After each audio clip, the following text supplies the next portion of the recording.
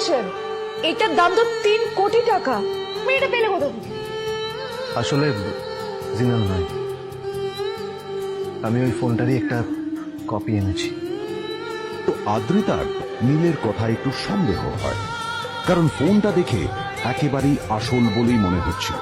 আদ্রিতা ওই কোম্পানির শোরুমে গেল। এই ফোনটা একটু দেখুন না প্লিজ। ও আচ্ছা ম্যাম, আপনি কি মিস্টার রয় চৌধুরীর বন্ধু? কে মিস্টার রয় চৌধুরী? ও আপনি কি ওই রয় চৌধুরী গ্রুপ অফ ইন্ডাস্ট্রিজ এর মালিকের কথা বলছেন? হ্যাঁ। না না, আমি ওনাকে চিনি না। আমি কেন, আমার মনে হয় কেউই ওনাকে চেনে না। বড় বড় মানুষেরাই ওনা দেখা পান না। আমিও কোনোদিন ওনাকে দেখিনি। কিন্তু সাডেনলি আপনি এই প্রশ্নটা করলেন কেন? অ্যাকচুয়ালি ম্যাম, আপনার হাতের এই ফোনটা আসলে এটা ফোনের স্পেশাল এডিশন। এই কাটিং, এই ডিজাইন, এই লোগো, এটা জাল করা ইজ নেক্সট টু ইম্পসিবল। আর গোটা ভারতে বিক্রি হওয়া এই ফোনের সেকেন্ড পিস এটা, যেটা মিস্টার রয় চৌধুরী কিনেছিলেন। সেজন্য জিজ্ঞেস করছি ম্যাম, আপনি এই ফোনটা কোথা থেকে পেলেন? তবে কি নীলই মিস্টার রয় চৌধুরী? নীল এই ফোনটা চুরি করেছে। বেকার নীলের কাছে কোটি টাকার ফোন কোথা থেকে এলো? সত্যিটা তাহলে কি? ও যদি সত্যি বড় লোক হয়ে থাকে, তবে ও নিজের শ্বশুর বাড়িতে খরচামাই হয়েই বা থাকে কেন? আদ্রিতা এসব কথাই মনে মনে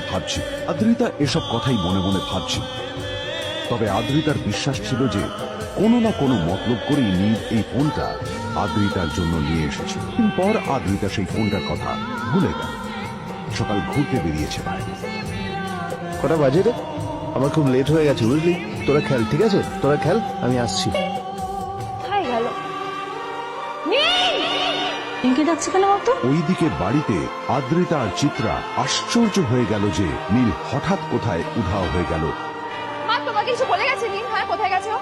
না, আমি ওর কোনো খোঁজ খবর রাখিনি। আমার একটা কথা মনে হচ্ছে, ওকে না এবার একটু শীতে করতে হবে।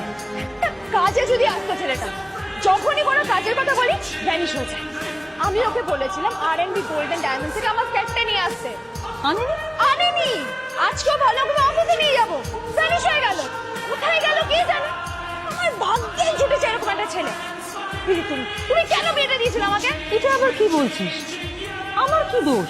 দেখ, এই অসভ্য ছেলেটার সাথে বিয়ে দিতে চাইনি। যা করেছে তোর বাবা করেছে, এটা আমার কোনো দোষ। তখনই হঠাৎ নীল সেখানে এসে উপস্থিত হলো, কিন্তু ও দুজনকে উপেক্ষা করে ভিতরে চলে যাওয়াই শ্রেয় মনে করল। এই যে লাট সাহেব ফিরলেন রাজকার্য করে, এদিকে এসো। তোমার ফাঁকিবাজির আলোচনাই এখানে চলছে। মা প্লিজ থাক, মা থাক, ভাল লাগছে না। এমনিতেই অফিসের জন্য আমার লেট হয়ে যাচ্ছে, আর বিজন আমার ওয়েটও করছে। বিজনের নাম শুনে নীলের মুখটা ফ্যাকাশে হয়ে গেল। আদ্রিতা নীলকে উপেক্ষা করেই বলল, আর এই ছেলেটার মতো আর একটাও ফাঁকি বাজনা তুমি পাবে না। কেন দাঁড়িয়ে আছো? এই যে শোনো শোনো শোনো শোনো, দাঁড়িয়ে আছো কেন?